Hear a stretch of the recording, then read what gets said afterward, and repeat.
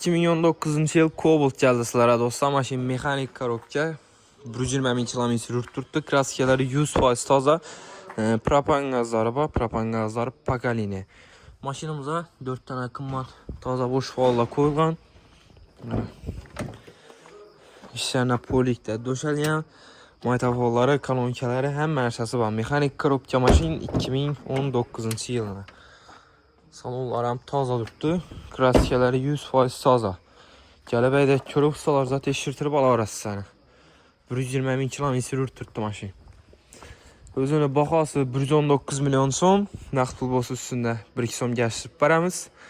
18 milyon son bir hafta kreditə çıxadı. Pillus Notariskaya klasla. Şunda 25-26 milyonla bilən xəmməkləriniz bitib baradı dostlar. 3 milyon 700 min somdan 4 yıla aylık dolu.